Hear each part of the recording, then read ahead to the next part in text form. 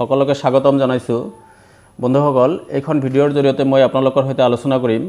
ত্ৰিমাত্ৰিক আকাৰৰ সূত্ৰসমূহ ফৰ্মুলাস for 3D shapes পৰিমিতিৰ অংকসমূহ কৰোতে এই ফৰ্মুলা কেইটাৰ যথেষ্ট প্ৰয়োজন হ'ব গতিকে আপোনালোকে ধৈৰ্য ধৰি ভিডিঅ'টো শেষলৈকে চাব প্ৰথমে চাওক আয়তীয় ঘনকৰ সৈতে জড়িত কিছু সূত্ৰ এটো আয়তীয় ঘনকটো চাই লওক আয়তীয় ঘনক এনেকুৱা ধৰণৰ হয় এনেকুৱা বাকচৰ নিচিনা হ'ব এটো ফালটুক ক হ'ব দিগক আমি এল আখৰেৰে সূচাও এটো প্ৰস্থক আমি বি আখৰেৰে সূচাও আৰু এটো হ'ব কি উচ্চতাক আমি এইচ আখৰেৰে সূচাও প্ৰথমে চাই লওক আয়তীয় ঘনকৰ পৃষ্ঠ কেইটা আছে কাষ কেইটা আছে আৰু শীৰ্ষ কেইটা আছে পৃষ্ঠ কি পৃষ্ঠ মানে ফেস বুলি কয় ইংৰাজীত a face is a flat surface যিবিলাক থাকিব ইয়াত তাক কি বুলি কোৱা হ'ব পৃষ্ঠ বুলি কোৱা হ'ব তাৰ পিছত কাষ লাগিব আমাক কাষ মানে এজ বুলি কয় ইংৰাজীত an edge is where two faces meet কাষ বুলি কম আমি দুটা ফেস দুটা পৃষ্ঠ যত লগ লাগিব তাকে আমি কি বুলি কম কাষ বুলি কম তাৰ মানে এইবিলাক হ'ব কি কাষ এইবিলাক কাষ হ'ব একোটা কাষ হ'ব যত দুটা কৈ পৃষ্ঠ মিলিত হৈছে তাক কি বুলি কম আমি কাষ বুলি কম তাৰ পিছত আমাৰ শীৰ্ষ লাগিব শীৰ্ষক ভাৰ্টেক্স বুলি কয় এই vertex is a corner where edges meet যত কাষ বিলাক লগ লাগিব তাকে কি বুলি কোৱা হ'ব ভাৰ্টেক্স বুলি কোৱা হ'ব তিনিটা কৈ কাষ মিলিত হ'ব যত এইবিলাকে হ'ব আমাৰ ভাৰ্টেক্স বা শীৰ্ষ বিলাক চাওক এটো এটা শীৰ্ষ হ'ব এটো এটা শীৰ্ষ হ'ব এটো এটা শীৰ্ষ হ'ব এটো এটা শীৰ্ষ হ'ব এনেকৈ বহুকেইটা শীৰ্ষ আছে এতিয়া চাও আহক আয়তীয় ঘনকৰ কিমানটা পৃষ্ঠ আছে কিমানটা কাষ আছে কিমানটা শীৰ্ষ আছে এনে ধৰণৰ প্ৰশ্ন আপোনালোকৰ পৰীক্ষাত থাকে তাৰমানে ত্ৰিমাত্ৰিক আকাৰ বিলাক দিব আৰু এই আকাৰ বিলাকৰ পৃষ্ঠৰ সংখ্যা কাষৰ সংখ্যা শীৰ্ষৰ সংখ্যা এনেকুৱা ধৰণৰ প্ৰশ্নসমূহ পৰীক্ষাত আহি থাকে গতিকে এটো অলপ চাওক আয়তীয় ঘনকৰ পৃষ্ঠ মানে এনেকুৱা ফ্ল্যাট সাৰফেস মানে পিঠি কেইটা আছে আয়তীয় ঘনকৰ 6টা গতিকে আয়তীয় ঘনকৰ পৃষ্ঠ কেইটা হ'ব 6 হ'ব কাষ কেইটা হ'ব এনেকুৱা কাষ বিলাক এজ বিলাক কেইটা আছে টোটালি ইয়াত হিসাব কৰিলে পাব আপোনালোকে 12টা পাব আৰু শীৰ্ষ মানে এনেকুৱা উনিক বিন্দু বিলাক কেইটা আছে এইবিলাক আছে 8টা গতিকে আয়তীয় ঘনকৰ কি পালো আমি পৃষ্ঠ 6টা কাষ 12টা আৰু শীৰ্ষ 8টা আয়তীয় ঘনকৰ সৈতে জড়িত ফৰ্মুলা বিলাক চাওক ভূমিত কি আছে ভূমি এটা আয়ত হ'ব এটো তলিটোক ভূমি বুলি কোৱা হ'ব ভূমি আয়ত হ'ব আয়তৰ ইয়াত কি আছে দিগ আছে আৰু প্ৰস্থ আছে আয়তৰ কালিৰ ফৰ্মুলা কি দিগ পূৰণ প্ৰস্থ দিগ মানে l প্ৰস্থ মানে b তাৰ মানে ভূমিৰ কালিৰ সূত্ৰটো কি হ'ব l b মানে l * b আকৌ চাওক পাৰ্শ্বীয় পৃষ্ঠকালি মানে কি লাগিব ইয়াত এই কাষৰ বেৰবিলাকৰ কালি মানে ওপৰৰ পিঠিটো বাদ আৰু তলৰ পিঠিটো বাদ তলিটো বাদ আৰু ওপৰৰ পিঠিটো বাদ দি কাখেদি যেকেইটা আছে যি চাৰিটা পিঠি আছে সেই চাৰিটা পিঠিৰ কালিক কি বুলি কোৱা হয় পাৰ্শ্বীয় পৃষ্ঠকালি বুলি কোৱা হয় পাৰ্শ্বীয় পৃষ্ঠকালিত এটো LB টো বাদ যাব মানে ভূমিৰ কালি আৰু ওপৰৰ পৃষ্ঠটোৰ কালি বাদ যাব LB টো বাদ যাব থাকিব কি BH আৰু HL থাকিব আৰু দুটা কৈ থাকিব সেই কাৰণে পাৰ্শ্বীয় পৃষ্ঠকালিৰ ফৰ্মুলা কি হ'ব 2 * BH + HL আকৌ চাওক মুঠ পৃষ্ঠকালিৰ ফৰ্মুলা কি LB + BH + HL প্ৰতিটো পৃষ্ঠই কেইটা কৈ থাকিব এনেকৈ LB মানে তলৰ পৃষ্ঠটোৰ কালি তলৰ নিচিনা ওপৰতো এটা থাকিব একে ধৰণৰ পৃষ্ঠ গতিকে একে পৃষ্ঠৰ কালি আমাৰ দুটা কৈ থাকিব গতিকে আমি আগত কি দি পূৰণ দিম 2 দি পূৰণ দিম মুঠ পৃষ্ঠকালিৰ সূত্ৰটো কি হ'ব 2 * LB + BH + HL আকৌ আয়তনটো চাওক আয়তনৰ ফৰ্মুলা কি দিক পূৰণ প্ৰস্থ পূৰণ উচ্চতা মানে l * b * h এটো হ'ব আয়তনৰ সূত্ৰ ঘনকৰ আয়তনৰ সূত্ৰ v = কি l * b * h আকৌ কৰ্ণ আছে কৰ্ণৰ সূত্ৰ কি √l² + b² + h² এটো হল কি আয়তীয় ঘনকৰ কৰ্ণৰ সূত্ৰ কৰ্ণ = কি √l² + b² + h² যত l হল দিক b হল প্ৰস্থ আৰু h হল কি উচ্চতা এতিয়া সব ঘনক মানে আয়তীয় ঘনকৰ নিচিনাই আয়তীয় ঘনকৰ দিক প্ৰস্থ উচ্চতা বেলেগ থাকে কিন্তু ঘনকৰ দিক প্ৰস্থ উচ্চতা একে থাকিব ইয়াৰো পৃষ্ঠ কাষ আৰু শীৰ্ষ ঘনকৰ আয়তীয় ঘনকৰ দৰে হ'ব আয়তীয় ঘনকৰ পৃষ্ঠ আছিল 6টা গতিকে ঘনকৰ পৃষ্ঠ কেইটা হ'ব 6টা হ'ব কাষ কেইটা হ'ব 12টা হ'ব আৰু শীৰ্ষ কেইটা হ'ব 8টা হ'ব তাৰপিছত চাওক ভূমি ইয়াত কি আছে ভূমিটো আমাৰ বৰ্গাকাৰ আমি বাহুৰ দিক কিমান ধৰি লৈছো l ধৰি লৈছো বৰ্গৰ কালিৰ ফৰ্মুলা কি বাহু স্কয়াৰ মানে বাহুৰ দিক আমি ধৰি লৈছো l গতিকে এটো ভূমিৰ কালি কি হ'ব l² আৰু পাৰ্শ্বীয় পৃষ্ঠ মানে চাৰি বেৰৰ কালি প্ৰতিটো বেৰৰ কালি আমাৰ l² গতিকে চাৰি বেৰৰ কালি কি হ'ব আমাৰ 4l² আৰু মুঠ পৃষ্ঠ কেইটা আছে 6টা আছে আমাৰ এটা পৃষ্ঠৰ কালি হল l স্কয়াৰ গতিকে 6টা পৃষ্ঠৰ কালি কি হ'ব 6l স্কয়াৰ আকৌ ভলিউমটো কি হ'ব আয়তন কি হ'ব দিক পূৰণ প্ৰস্থ পূৰণ উচ্চতা দিক প্ৰস্থ আৰু উচ্চতা যেহেতু একে তাৰ মানে l * l হ'ব তাৰ মানে কি হ'ব l কিউব ভলিউমৰ ফৰ্মুলা কি l কিউব তাৰপিছত সব কৰ্ণ হ'ব √l² + l² এটো সৰল কৰিলে কি হ'ব আমাৰ √3l এবাৰ সক চুঙা বুলিলে আমি গোটা চুঙাক বুজো গোটা চুঙা মানে সলিড সিলিন্ডাৰ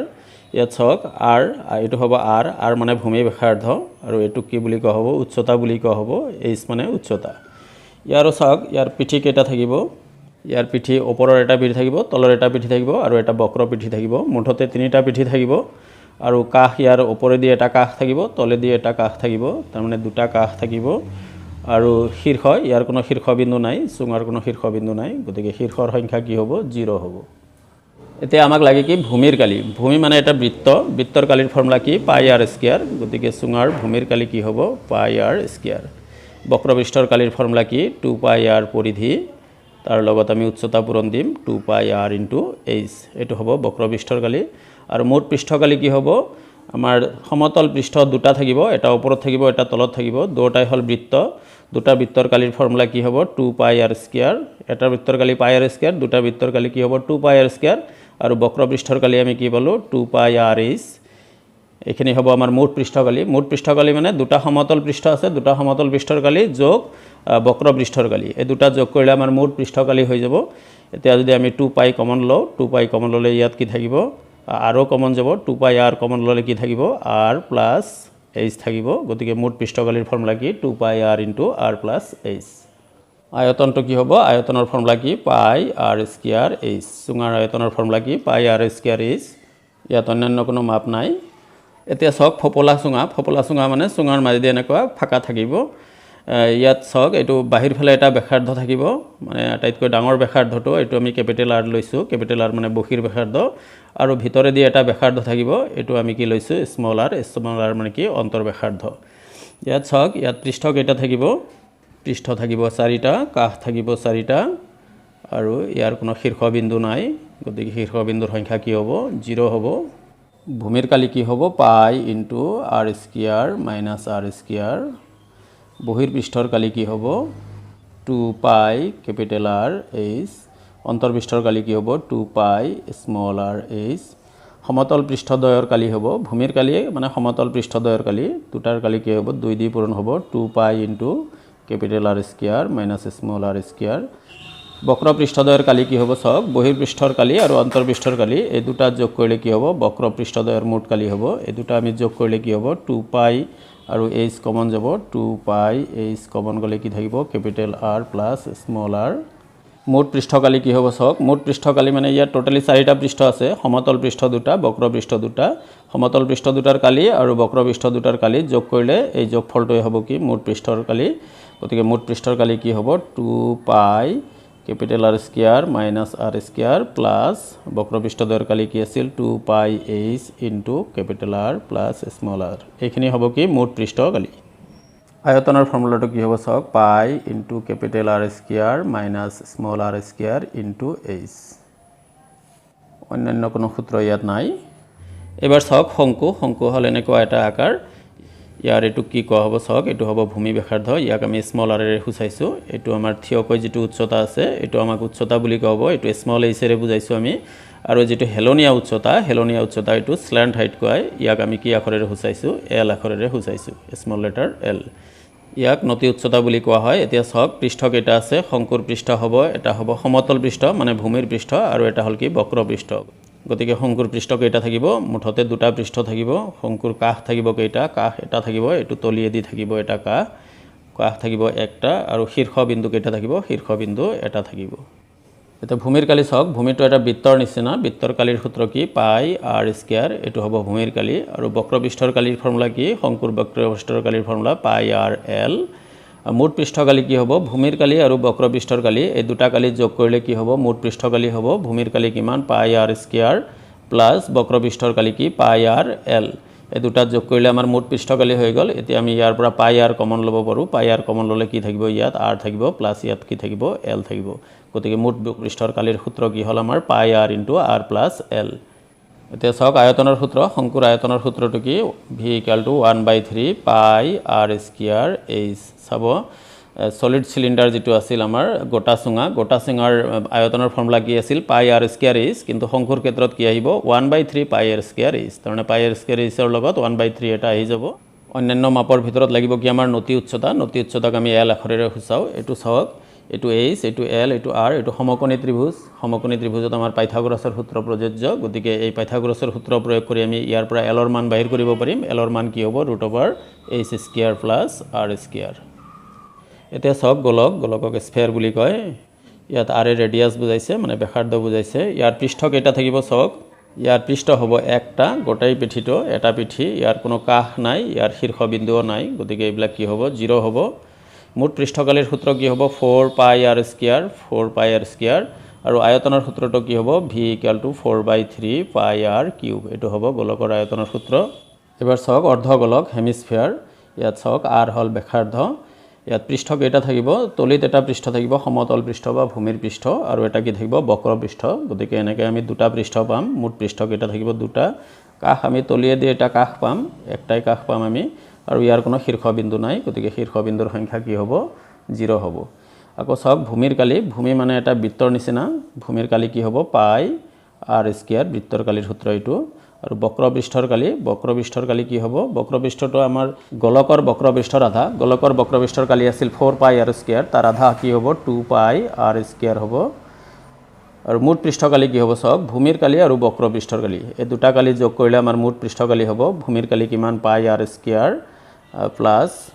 বক্ৰপৃষ্ঠৰ কালি কিমান, 2 পাই আৰ স্কুৱাৰ। দুটা যোগ কৰিলে আমাৰ কি হ'ব,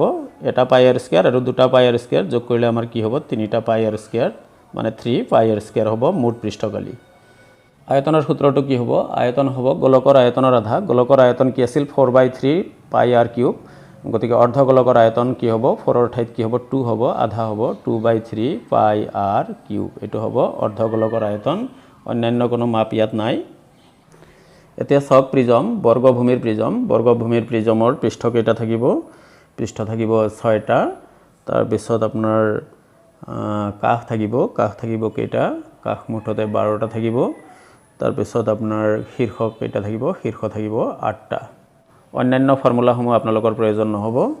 আৰু শেষত চাওক পিৰামিড, বৰ্গভূমিৰ পিৰামিডৰ পৃষ্ঠ থাকিব কেইটা, পৃষ্ঠ থাকিব মুঠতে 5টা পৃষ্ঠ থাকিব। ইয়াত কাষ থাকিব আপোনাৰ 8টা, আৰু শীৰ্ষ থাকিব কেইটা, শীৰ্ষ থাকিব 5টা। আশা কৰোঁ ভিডিঅ'টো চাই ভাল লাগিব। ধন্যবাদ।